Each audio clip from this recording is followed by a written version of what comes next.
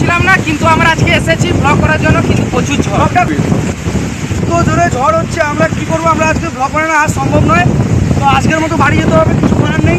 Blog একটা বানানোর জন্য আমরা এসেছিলাম, ব্লগটা বানানো আর সম্ভব হবে না। সাইকেল তো অবস্থা দেখতে পাচ্ছ, সব পড়ে যাচ্ছে। ঝড়টা প্রচুর দ্রুতগামীতে হচ্ছে, 300, 400 কিলোমিটার হতেই পারে।